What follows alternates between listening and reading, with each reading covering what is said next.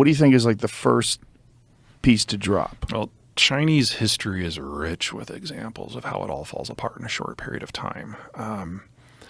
If I were a betting man, I think that the two most vulnerable parts of the international system right now are energy transport and food production. About 80% of the calories that humans produce are produced with at least one imported input, whether it's pesticide, fertilizer, fuel, tractors, whatever. And with the Chinese, it's more like 90%.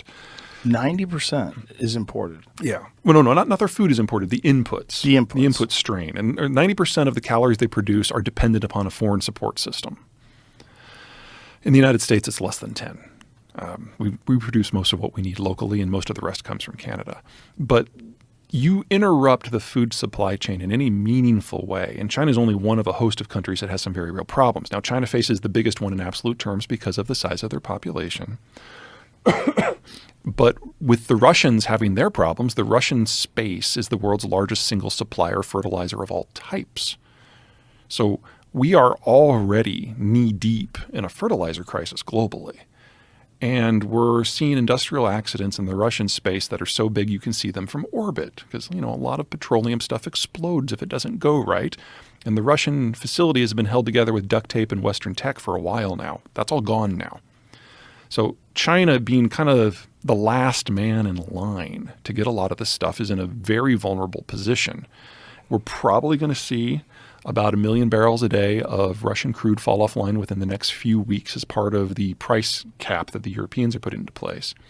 But more important, all the insurance firms have said they're not going to deal with Russia anymore. So you're not supposed to sail at all with your ship if you don't have an insurance policy. So countries like China and India are stepping in and offering sovereign indemnifications, but that's something they've never done before.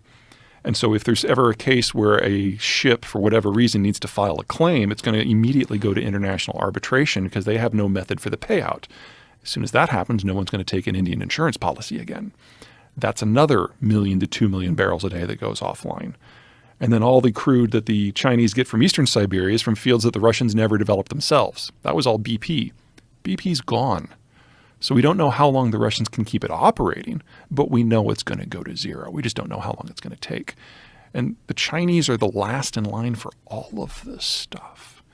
And if you have a food or an energy crisis, or God forbid, both at the same time, on top of a health crisis, on top of government incompetence, there is no way a central government holds together in that sort of environment.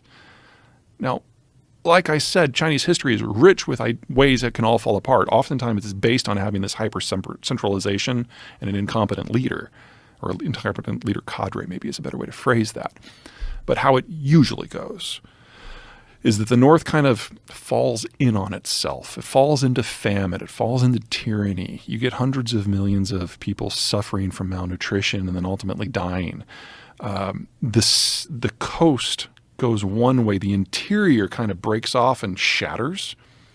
And then the cities of the coast in the south, your Shanghai, your Fujian, your Guangzhou, your Hong Kong, they basically become independent city-states and integrate with foreign powers primarily in order to get food.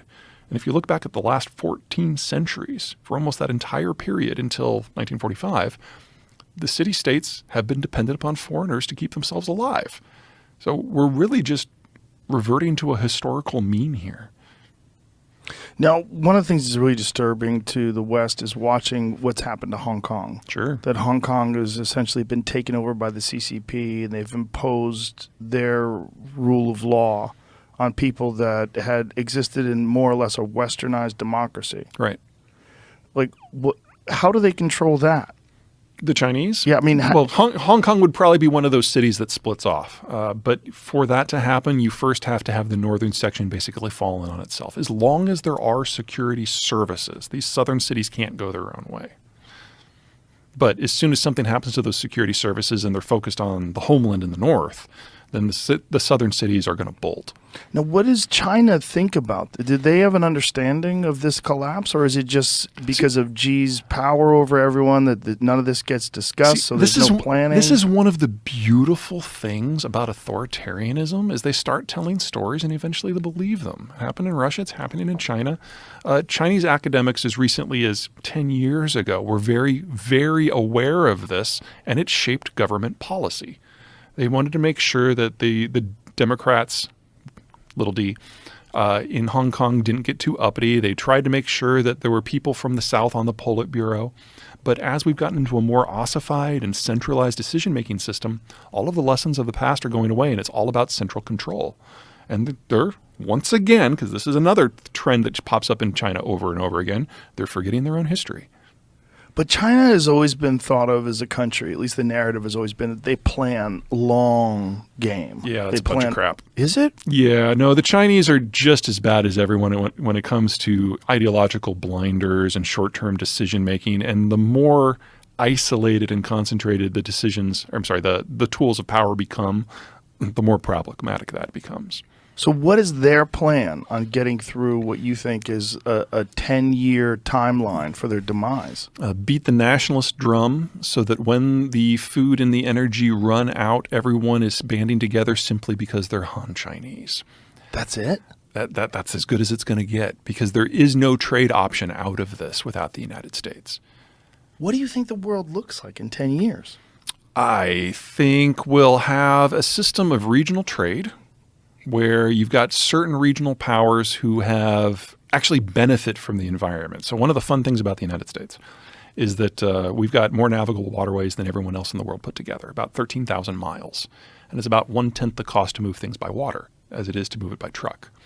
So with that sort of environment and ocean moats, the United States is an economic power who is in charge. I mean, we've had decades of bipartisan effort to try to screw this up, and we haven't pulled it off yet. We're not going to do it under Biden. He doesn't have the energy. Which means that globalization from our point of view, from an economic point of view, was a problem because we had one of the world's best geographies. And we deliberately sublimated that in order to support our allies against the Soviets in the Cold War. We basically paid people with globalization to be on our side. And it worked. But we're getting away from that. And now geography is going to have a much bigger role to play. And if you layer demographics on top of that, if you have a country with a decent geography and a decent demography, they can kind of write their own ticket in the world we're going to. And there are a few of those. The United States is at the top of the list. Argentina looks really good. France and Turkey look great. And then Japan is kind of a consolation prize because they've managed to cut a deal with both the American right and the American left and get themselves invited into kind of an American friends and family plan. So you get these spheres of influence that don't necessarily cooperate or compete with one another, but are kind of in their own little worlds.